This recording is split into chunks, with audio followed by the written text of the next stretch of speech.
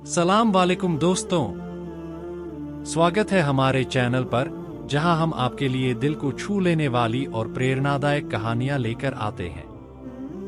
अगर आप ऐसी ही और कहानियां सुनना चाहते हैं तो हमारे चैनल को सब्सक्राइब जरूर करें और इस वीडियो को अंत तक जरूर देखें। आइए शुरू करते हैं आज की कहानी।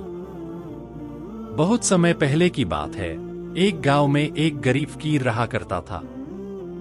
उसका नाम अब्दुल था और लोग उसे उसकी ईमानदारी और सादगी के लिए जानते थे। वह दिन भर अल्लाह का जिक्र करता, गांव के लोगों की मदद करता और जो भी थोड़ी बहुत कमाई होती उससे अपना और अपने परिवार का गुजारा करता था।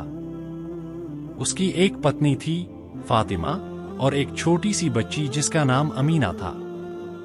अब्दुल की जिंदगी अल्लाह की इबादत और लोगों की खिदमत में गुजरती थी।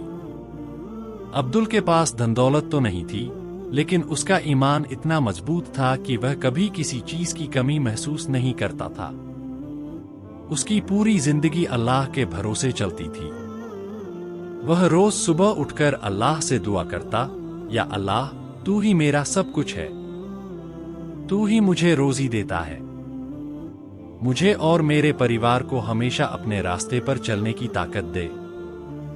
गांव के लोग अब्दुल की इस बात की कद्र करते थे और उसकी बहुत इज्जत करते थे। लोग अक्सर उसके पास अपनी परेशानियां लेकर आते और वह उन्हें धैर्य, सादगी और ईमानदारी से हल करने की सलाह देता। लेकिन एक दिन अब्दुल की जिंदगी में एक बहुत बड़ी आजमाइश आई। उसकी प्यारी बेटी अमीना को अचानक एक गंभीर बीमारी ने घेर लिया। अब्दुल और फातिमा ने बहुत कोशिश की कि अमीना ठीक हो जाए, लेकिन उसकी तबीयत दिन ब दिन बिगड़ती जा रही थी। गांव के वैद्य ने बताया कि उसकी बीमारी बहुत गंभीर है और उसे ठीक होने के लिए महंगे इलाज की जरूरत है। अब अब्दुल की हालत और भी खराब हो गई। उसके पास इतने पैसे नहीं थे कि वह अपनी बेटी का इलाज करा सके।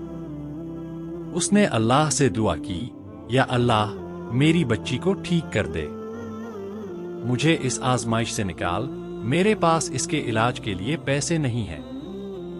अब्दुल ने हार नहीं मानी। उसने सोचा कि अल्लाह हमेशा अपने बंदों की मदद करता है और उसने गांव के लोगों से मदद मांगने का फैसला किया।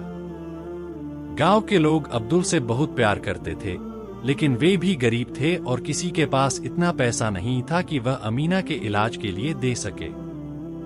अब्दुल ने गांव छोड़ने का फैसला किया। वह शहर की ओर चल पड़ा।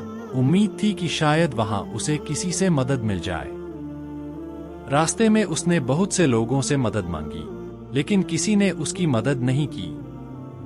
कई दिनों तक भूखा प्यासा रहने के बाद भी अब्दुल ने हार नहीं मानी और अपनी बच्ची के लिए शहर के अमीर लोगों के दरवाजे खटखटाता रहा। आखिरकार अब्दुल की मुलाकात एक अमीर व्यापारी से हुई। व्यापारी का नाम इब्राहिम था और उसकी काफी संपत्ति थी। अब्दुल ने इब्राहिम से मदद मांगी और उसकी सादगी और ईमानदारी ने इब्राहिम का दिल छू लिया। इब्राहिम ने अब्दुल से कहा, मैं तुम्हारी मदद करूंगा, लेकिन एक शर्त पर। तुम्हें मेरे यहाँ 3 महीने तक काम करना होगा और उसके बाद मैं तुम्हारी बच्ची का पूरा इलाज कराऊंगा। अब्दुल ने इब्राहिम की बात मान ली, क्योंकि उसके पास और कोई रास्ता नहीं था। 3 महीने तक अब्दुल ने पूरी ईमानदारी और मेहनत से इब्राहिम के यहाँ काम किया। जब 3 महीने पूरे हो गए तो इब्राहिम ने उसे बुलाया और कहा, तुमने बहुत मेहनत और ईमानदारी से काम किया है, अब मैं तुम्हारी बच्ची का इलाज कराऊंगा। इब्राहिम ने अब्दुल को एक बड़ी रकम दी और उसे अपनी बेटी के इलाज के लिए वापस गांव भेज दिया। अब्दुल ने फौरन अपनी बेटी का इलाज कराया और अल्लाह का लाख लाख शुक्र अदा किया कि उसकी बेटी अमीना ठीक हो गई। इस वाक़ये से अब्दुल और उसके परिवार ने एक बहुत बड़ा सबक सीखा। वह सबक था अल्लाह पर भरोसा करने का और कभी हार न मानने का। अल्लाह हमेशा अपने बंदों की मदद करता है, बस जरूरत है सब्र और ईमानदारी की। अगर आपको यह कहानी पसंद आई हो और आपके दिल को छू गई हो तो हमारे चैनल को सब्सक्राइब जरूर करें। हम आपके लिए ऐसी ही और प्रेरणादायक, दिल को छूने वाली कहानियां लाते रहेंगे। वीडियो को लाइक और शेयर करें ताकि यह सबक और लोग भी सीख सकें। अल्लाह की रहमत आप पर बनी रहे। शुक्रिया।